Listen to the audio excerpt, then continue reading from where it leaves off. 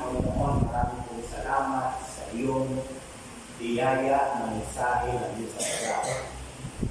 Loobin mo na ito'y matanim sa aming mga puso at habang kami nabubuhay mula ngayon at sa darating ng mga panahon, maalala natin ang salita mo na sinabi mo sa amin ngayon. Na kami bilang mga mananampalataya mo ay malaya, may kalayaan kay Jesucristo na aming Panginoon. Salamat po, Panginoon, sa banal ng Espiritu na siya magbibigay sa amin ng gabay, karunungan, kapahayagan sa salita. In Jesus' name, we pray. Amen. So, masyadong masipag yung ating nagbasa ng Word of God at tinuloy-tuloy. Ang sabi ko, ang Word of God natin ay matatagpuan sa aklat ni Juan chapter 8, verse 31 to 36. Pero sa sipag at linaw ng mata ng inyong pagbabasa, yun maganda eh. Binasa niya hanggang 40. Purihin ng Panginoon. Ano kaya ang sabihin ng Panginoon? Bakit in-extend niya hanggang sa 40? No? So, purihin ng Panginoon. At tatlong bagay lang ang ibibigay ko sa inyo. Ngunit basahin mo na natin ito. Sabi ng Panginoon, 8:31 to 36. Sinabi naman ni Jesus sa mga Hudyong naniniwala sa Kanya, kung tinutupad ninyo ang aking aral, kayo nga'y mga tunay na alagad ko. 32, makikilala ninyo ang katotohanan at ang katotohanan ang magpakalaya sa inyo. Sumagot si Jesus, pakatandaan ninyo ang namumuhay sa kasalanan ay alipin ng kasalanan. At ngayon, so yun yung sinabi ng Panginoon. Number 1, isang katotohanan na ang tao maging ang mga Kristiyano kailangan ng kalayaan. Kalayaan sa pag-alipin. Kalayaan sa pag-alipin ng kasalanan. Yan po ang totoo. Kapag ang isang Kristiyano hindi po sapat na tinanggap mo si Jesus bilang Lord and Savior. Dahil ang sinabi ng salita ng Panginoon, kapag tinanggap natin ang Panginoon, tayo ay may kaligtasan. Mayroon tayong buhay na walang hanggan. Amen. Yung buhay na walang hanggan ay magkakaroon ng biyaya sa atin kung tayo ay mawala na dito sa mundo. Ngunit, hindi lamang dahil mayroon tayong buhay na walang hanggan ay tapos na. Kailangan pa rin natin na habang tayo ay mabubuhay dito sa sanlibutan, kailangan natin mamuhay, makaranas ng kalayaan sa kasalanan. Kaya ang isang tao, kapag sinabing alipin, iyang kasalanan ang pipigil sa iyo para ikaw ay magpatuloy na sumunod sa Panginoon. Tandaan po natin ang katibayan na tayo ay tunay na alagad ng Diyos. Ay yung sinabi ng Panginoon, sabi niya, tandaan ninyo. Kung sinusunod ninyo ang aking mga aral, tunay ng mga alagad po kayo. So, ibig sabihin, it is not enough to say, to confess. Hindi sapat na sabihin mo, ikaw ay Kristiyano. Kung hindi ang pagiging Kristiyano ay kailangan na mapatunayan natin sa mga ginagawa natin, lalo hindi sa pagsunod sa Panginoon. Alipin, ang tao alipin. Alam niyo, makakalungkot, ilan tayo dito? Ilan tayo dito? Pero, alam niyo ba na sa mga oras na ito, doon sa edge of power, try kung ilang tao ang nandoon, kanina na-flash sa news, kanina ang sinasabi nila, 10,000 people. Pagkatapos sa church, 10 people. 1,000. Iyan lamang ay patunay na ang tao ay hindi pa malayang-malaya. Kasalanan. Alipin ang tao ng kasalanan. Kaya madali ang tao ay madala, mapamunuan sa mga gawain masama. At nakakalungkot pa doon. May mga Kristiyano nagsasabi sila ay Kristiyano, ngunit nandoon din sila. Kaya namin ang Panginoon, hindi palakihan ng church, hindi palandahan ng church, hindi pasikatan ng pangalan para malaman tayo ay alagad ni Jesus. Ang sabi ni Jesus, kung sinusunod ninyo ang aking mga aral,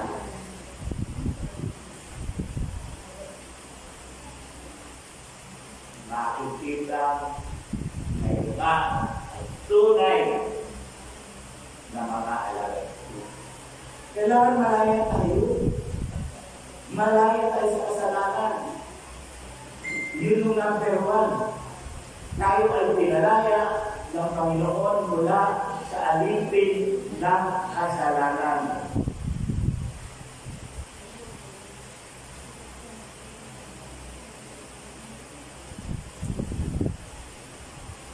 Pinalaya tayo ng Diyos mula sa pagkaalipin sa kasalanan sa pamamagitan ng katotohanan na sumpulan natin.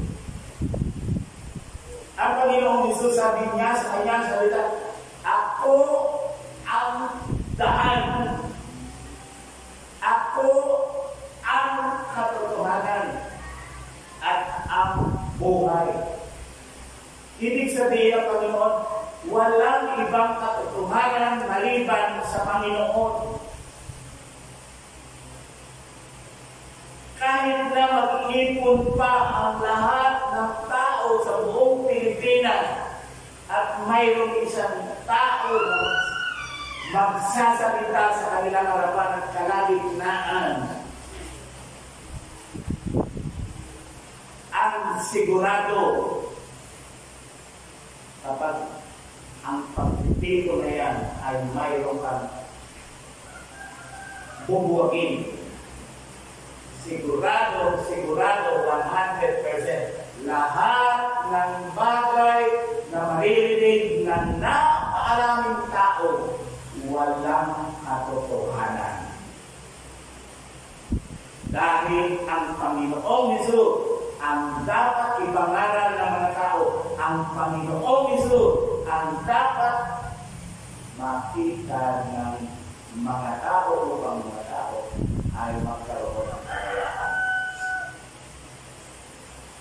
Imagine dito sa church, we are all 15, let us say maximum 50. Sa ibang church, 100.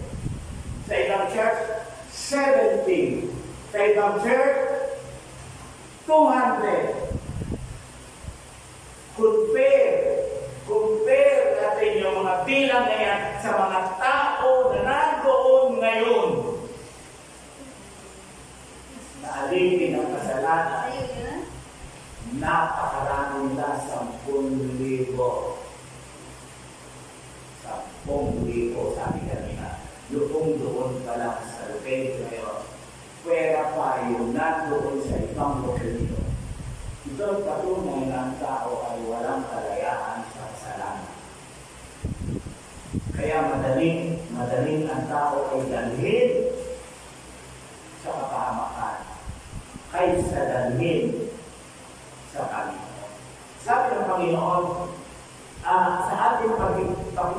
isa kay Jesus, pinalaya na tayo sa ating lumang pagkatao at tayo ay binago.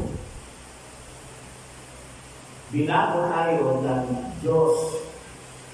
Yun ang sabi sa 2 Corinthians chapter 5, verse 17, sapagkat ang sino man ang ipag-isa kay Kristo ay isa ng bagong nilalang. Ang sino man ang ipag-isa kay Kristo ay pinalaya ni Kristo sa kanyang lumang pagkatao.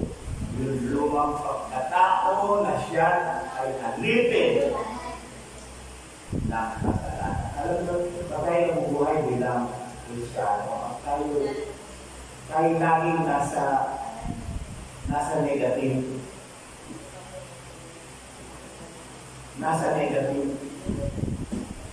Maaaring Kristiyano tayo pero hindi pa tayo makalaya.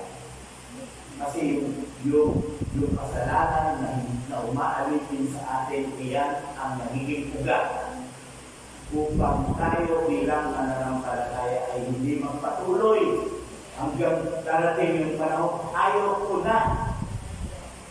Pero tandaan po natin, yung buhay natin bilang mga Kristiyano ay it is a matter of choice. Ito isang pagpipili. Pipiliin mo ba ang buhay sa Panginoon o pipiliin mo ang buhay na alipin ng kasalanan? Kaya minsan may mga bagay na akala natin yun yung mga laga, pero hindi po natin alam ay naaalipin na tayo. Halimbawa, our relationship.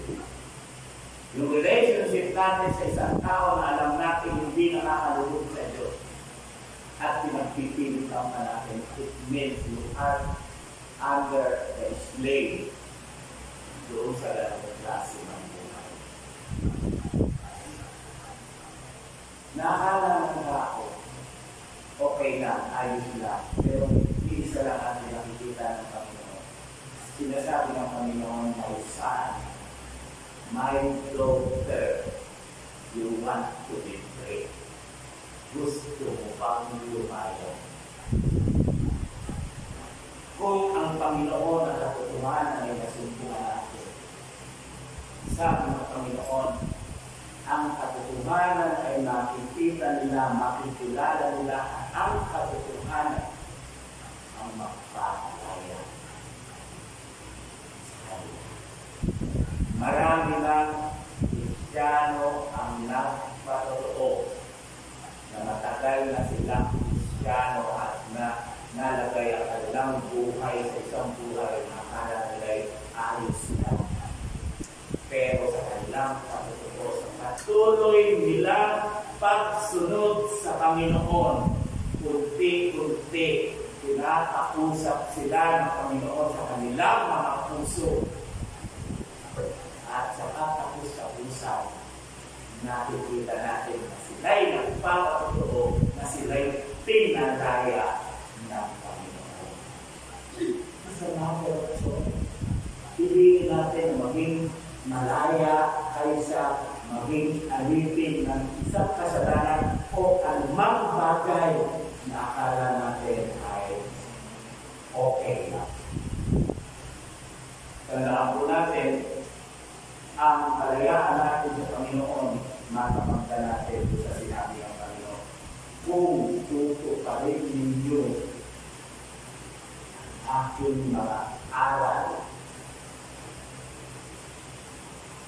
mapatutunayan niyang kayo'y mga alagad ko. Mapatutunayan niyang kayo'y mga Kristiyano. Mapatutunayan niyang kayo'y mga born again.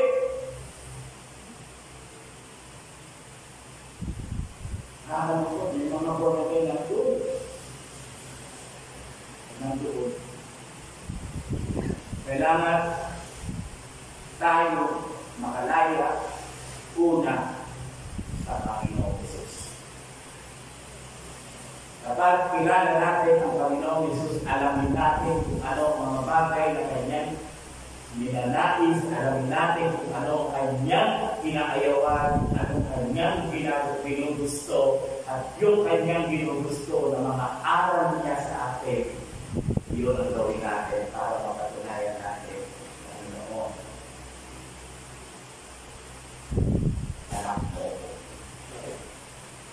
Yun yung importante. Kaya malaya tayo. Malaya. Malaya tayo sa Panginoon. Pangalawa. Dahil yung pangalawa, sabi ng Panginoon sa Galatia chapter 5 verse 1.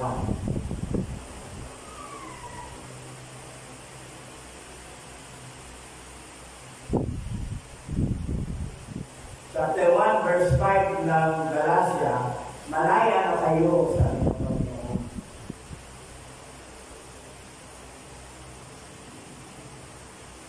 Malaya na tayo dahil pinalaya kayo ni Kristo. Kaya, ito ang aral ng Panginoon bilang malaya. Kaya, magpakatatag kayo at huwag nang muling magkasala. Sabi ng Panginoon, malaya na kayo sa kasalanan. Kaya magpakatatag kayo. At huwag nang muling magkasala.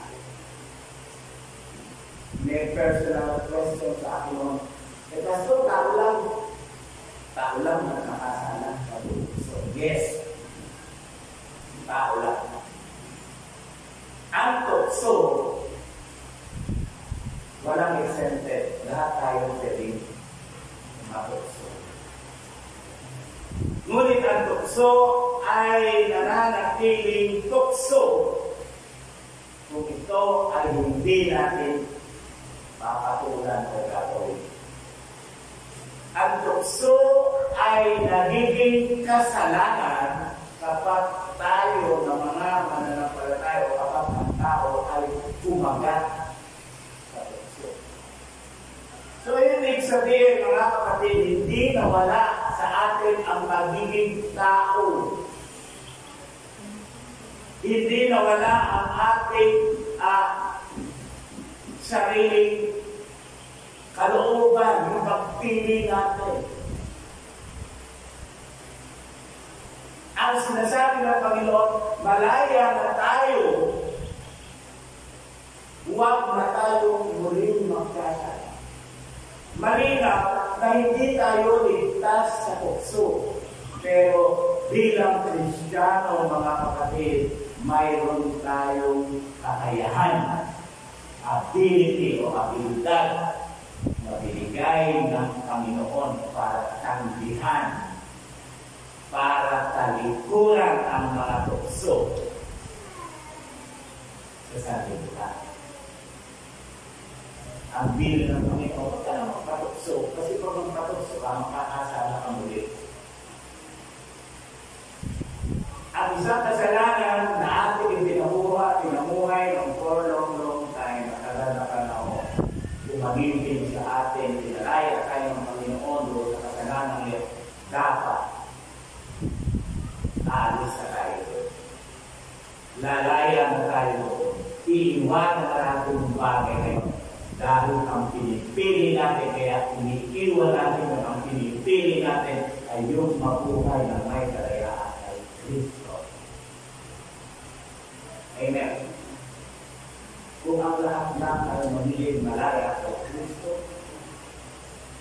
dadami, uulan, ang buhay ng mananampalataya, uulan ang church.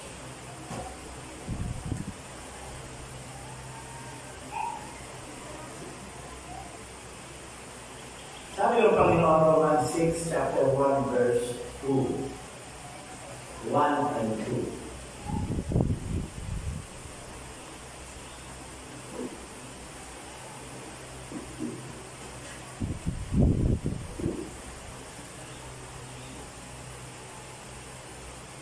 Verse 1, pakinggan natin mabuti ito. Tinatanong tayo ni Pablo, o tinatanong tayo ng Diyos, ano ngayon ang sasabihin natin? Ito ang tanong. Ano ngayon ang sasabihin natin? Patuloy ba tayo magkakasala upang sumagana sa atin ang kagandahang loob ng Diyos. Ang tanong sa atin, tayo ba, pinamimili tayo ng Diyos? Tayo ba'y magpapatuloy pa sa paggawa ng kasalanan, yaman upang sumagana ang kagandang loob ng Diyos sa atin? At sa verse 2, ito ang sagot. Hindi, hindi. Sabi, matindi ito. Matiin ito. Hindi, hindi. Tayo ay patay na sa kasalanan. Paano pa tayo mamumuhay sa pagkakasala? Alam niyo yung patay? Pag sinabing patay na sa kasalanan, ay mag-illustrate tayo ng isang bangkay. Yung bangkay na nandiyan, kahit sa Hoy! Buwan ka! O kahit sabi mo, ang ganda pala ng ano mo, ng ilaw mo, ang cute mo ka na. Lahat kaya ng gagawin mo sa isang patay. Wala nang kakayaan maramdaman niya at wala nang kakayaan mag-respond siya dahil patay niya. Ganun sinasabi ni Apostol Pablo na tayo ay patay na sa kasalanan. Kahit ano pang tukso ang ibigay sa atin ng kaaway ay pinakailang hindi na natin ito nararamdaman, hindi na natin ito napapansin, hindi na natin ito papatulan. Wala na yung kapangyarihan sa atin.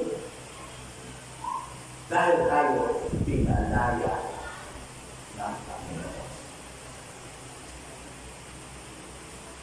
Number 3 na puntos, tatlo lang ito. Pinalaya tayo ng Diyos sa pamamagitan ng banal na Espiritu. Ito ang kulang minsan yung nasa atin ang banal na Espiritu pero hindi siya nagiging powerful sa buhay natin. Hindi, maraming mananampalataya hindi nakakaranas ng kung paano mabuhay sa Espiritu. 2 Corinthians chapter 3:17, ang Panginoong pinabanggit dito ay ang Espiritu ng Panginoon ang nagbibigay sa atin ng kalayaan. Sa English, sabi sa English, where we see the Spirit bringing liberty. Kung nasaan ang banal na Espiritu, mayroong kalayaan.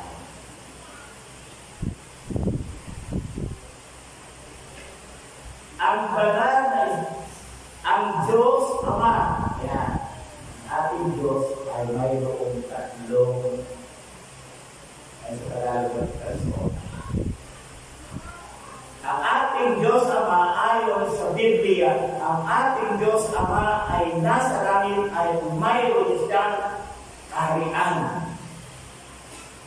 Doon sa langit ang ating Diyos Ama. At ang tatanong ko sa inyo, nasaan ang Panginoong Jesus? Yung anak. Nasaan si Jesus? Sabi nila, si Jesus nasa kanilang puso. Ang sabi ng Biblia, ang Panginoong Jesus ay umakyat sa langit at nakaupo sa kanang trono ng Diyos sa makatuwid. Ang Ama na may kaharian sa langit, may trono ay naroon ang ating Panginoong Hesus na nakaupo sa kanyang trono sa kanan ng Ama. Kung sinasabi natin, kung nasaan mo ang banal na Espiritu, may kalayaan. Ngayon, nasaan? ang banal na Espiritu. Ang banal na Espiritu, mga kapatid, First Corinthians chapter 3, verse 16. Hindi ba ninyo alam na kayo'y templo ng Diyos at naninirahan sa inyo ang Kanyang Espiritu? Ibig sabihin, ang banal na Espiritu ay nasa inyong lahat, nasa akin, at nasa lahat ng mga Kristiyano. Na ang ating katawan ay templo ng banal na Espiritu at ang ating katawan, ang banal na Espiritu ay naninirahan, hindi siya aalis sa ating katawan.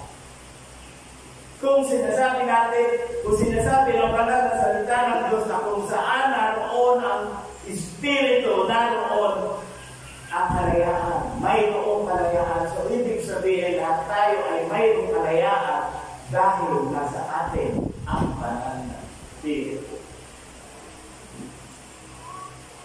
Malaya na tayo. Hindi tayo nabubuhay sa masarap. Kaya na kung minsan na lang yung nakakalungkot.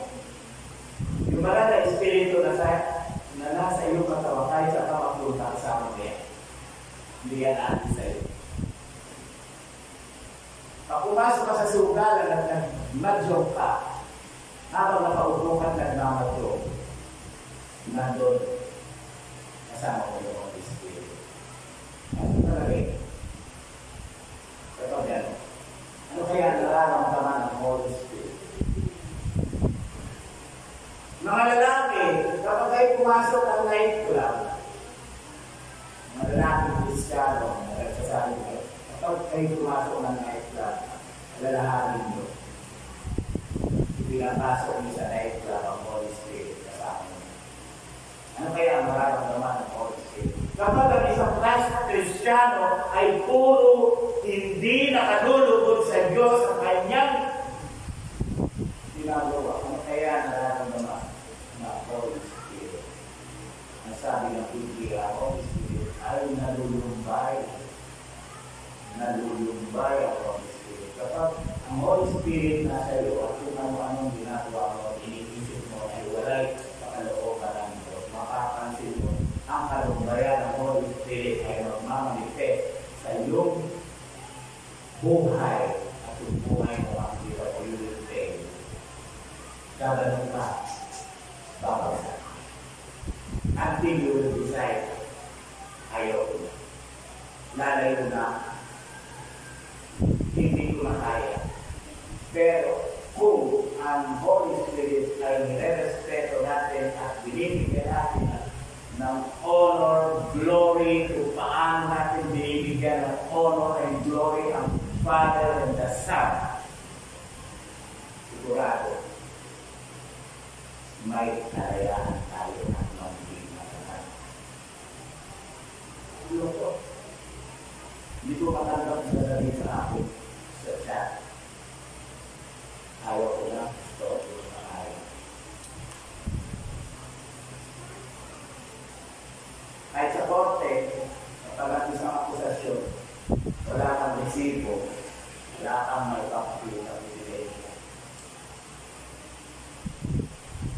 Hindi ka dapat naniniwala. Pero, bakit ka naniniwala sa iniisip mo at nararamdaman mo? Dahil there is something, meron isang bagay na hanggang ngayon umaalipin sa iyo.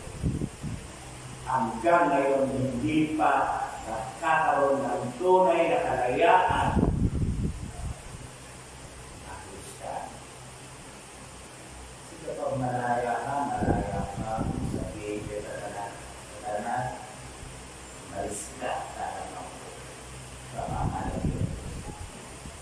Kapag malaya ka na at hindi ka naalipin sa sabihin mo, sa masamang isip mo, ikaw nakaisipan, iwanan mo ako in the name of Jesus. May kalayaan kang sabihin ito.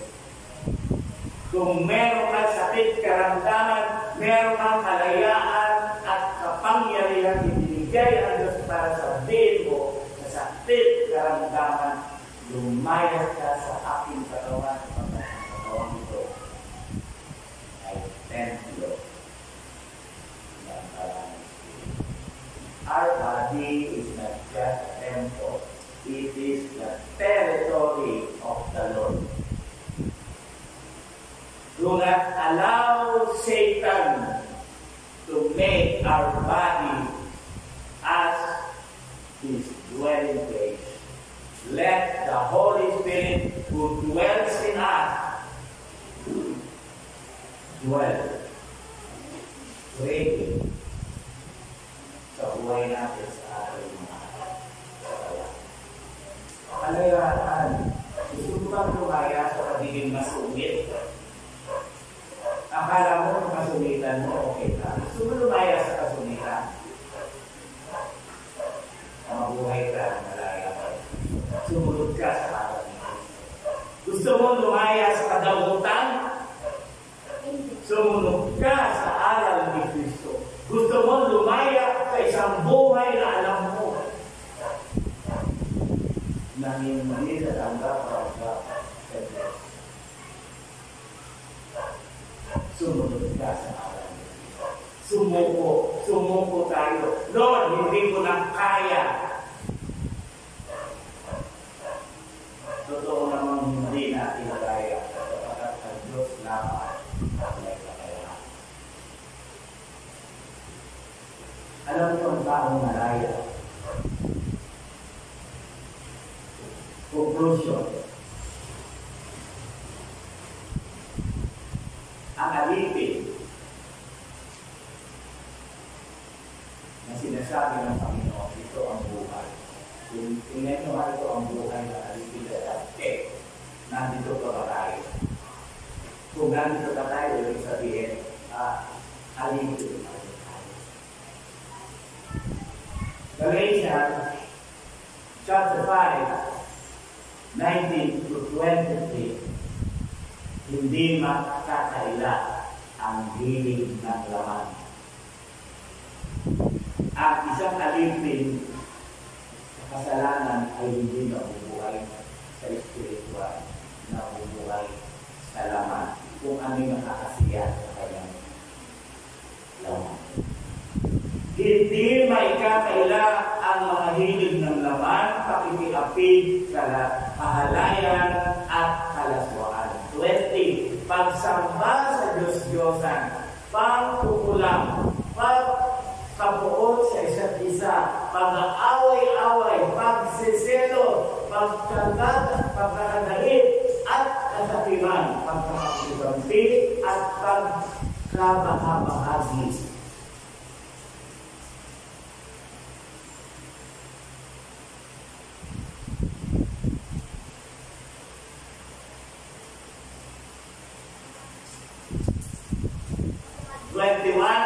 Pag-inggit, paglalasing, kahalayan, at iba pang katulad nito, muli ko kayong binabalaan. Ang gumagawa ng mga ito ay hindi magkakaroon ng bahagi sa kaharian ng Diyos.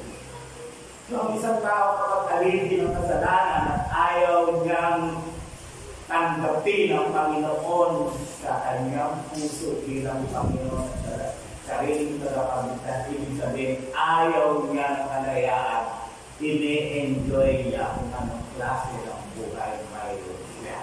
At sinasabi ng salita ng Panginoon, kapag ang tao'y nanindigan bilang alipin, sabi ng Panginoon, hindi magkakaroon ng bahagi sa kaharian ng Diyos. Diyos ang sabi ng Panginoon, sundin natin mga araw niya. Umpisahan natin. Sundin natin ang Diyos natin, ang Panginoon Isus natin, ang nakakaalam ng lahat ng mabuti at pinakamabuti para sa atin. Sundin na natin, mabuhay na. Sayang, umabutin tayo sa iyong exhibition na taas na para 20 dito umaawit, sumasamba at pagkatapos hindi natin hinahayaan ang buhay natin ay maging malaya. Sayang. Kaya sabi ng Panginoon, lumayas kayo, hindi ko kayo nakikilala. Ang nakikilala ng Diyos ay yung lahat lamang na gumagawa ng kalooban ng Diyos. Making sure that the Lord knows you. Siguraduhin natin kilala tayo ng Panginoon para pagharap natin ay bubuksan niya kanyang pintuan at sasabihin, halika, makibahagi ka sa akin kasiyahan. Dalawang bagay ang mangyayari ang bukas ng Panginoon ng pintuan. Unang-una sasabihin ng Panginoon sa mga sumunod sa aral ng Panginoon, mabuhay bilang malaya sa Panginoon. Sasabihin ng Panginoon, halika, pumasok ka, makibahagi ka sa aking kagalakan. At ang ikalawa ay yung isa na sasabihin ng Panginoon, lumayas ka! Hindi ka kilala kasi gumagawa ka ng masama. Ayun ang pipiliin natin. Yung itatawin tayo, yung welcome tayo ng Panginoon. Kung gusto natin itaboy tayo ng Panginoon, sige, gamitin mo, kalayaan mong mamili na mamuhay ng alipin. Ngunit kung gusto mong i-welcome tayo ng Panginoon, gusto natin i-welcome tayo ng Panginoon, sumunod tayo sa Panginoon. Kailan, Pastor? Pwede ba sa isang taon? Pwede ba bukas? Pwede ba mamaya? Ngayon. Sumunod tayo sa Panginoon ngayon. Dahil yung mga mangyayari, matapos ang ngayon, hindi natin malalaman.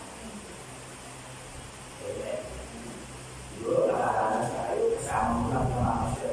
Nakita, nasa lubog mo lang sa mall. At nagkaroon kayo ng 15 minutes na magkukwentuhan, kumustahan, hindi nyo sinasadya na nagkita kayo, at kinabukasan, sasabihin sa'yo, uy, alam mo ba, namatay na siya? Ha? Kausap ko lang. Kaya ang pagsunod sa Panginoon, hindi mamaya, hindi bukas, ngayon. Kung sinasabi at narinig mo sa tinig ng Diyos ngayon na sinasabing, anak, halika, gusto mo ng kalayaan, palalayain kita, sumuko ka. Okay. Dahil wala ng ibang totoo, wala ng ibang katotohanan maliban sa Panginoong Hesus at sa kanyang salita. Sumunod tayo now.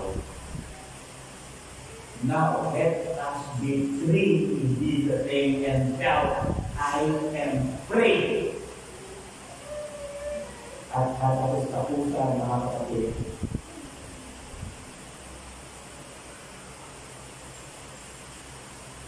kapag ikaw ay malaya, nabubuhay ka ng kalayaan kay Kristo sa pamagitan ng Banal na Espiritu, ito ang magiging buhay natin. Verse 22, subalit ang bunga ng Espiritu ay pag-ibig. Meron pa ba niya? Pag-ibig una sa Panginoon, pangalawa pag-ibig sa iyong kapwa. Kagalakan, may kagalakan ka ba o nagagalak ka lang kapag araw at oras na ganito at pangaliway, wala na tayo, back to normal ka, wala kang kagalakan at nalulungkot ka. Kapayapaan, meron ka ba kapayapaan, bumabagyo habang pinakalampag, niyuman yung iyong bubong, meron ka bang kapayapaan o sigaw ka ng sigaw, iyak ka ng iyak at takot na takot ka.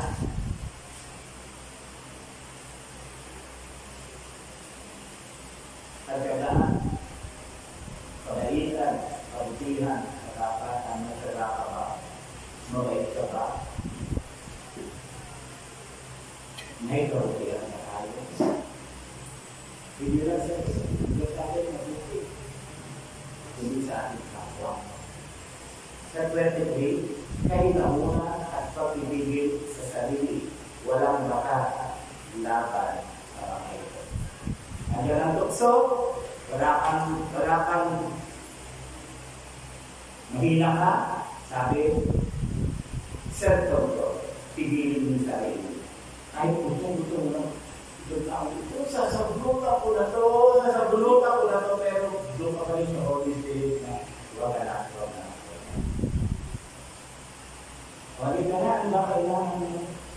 Kanina gusto mo sa hulukan, di ba? Pero nung na-control ng Holy Spirit sa sarili natin, halika, pasok ka, kumain ka na pa. Magpapasensya ka pa nga kung ang ipapakain mo ay kari-kari lang. Sabi mo, pasensya ka na, kari-kari lang ang meron ako. Pero nung wala ka pa, hindi ka pa, nasa Panginoon, hindi ka pa malaya, bigil ka, gusto mo, nakita mo lang, sisipilasin mo. Pero ikaw ay naging malaya sa Holy Spirit, sumusunod sa Panginoon. Goodness follows yung kaputihan ng Diyos. Yun lang ang isang ng Panginoon. Live free. Mabuhay bilang mga malaya. Tayo po ay tumayo. Lupo. Parang maganda ang close natin sa prayer na ikanta muna tayo. Kuya, ilarang kami katapatan mo. Di naman ang turo, dapat ang Diyos sa atin. Kung isang ay binigay na ang Diyos natin ay binigay tapat sa atin. Amen? Hallelujah. Nasa atin natin. Lupo tayo. Appreciate yung faithfulness ng Diyos. Faithfulness ng Diyos sa buhay natin. Na may kagayaan tayo, awitan siya. Hallelujah.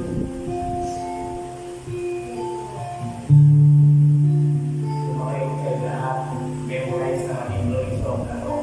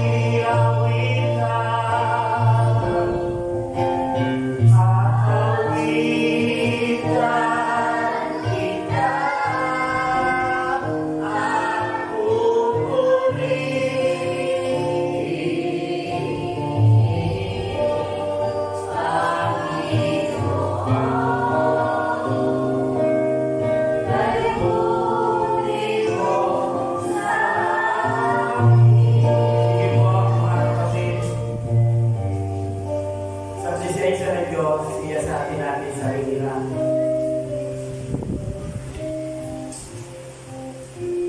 Panginoon, alam mo ang gusto namin.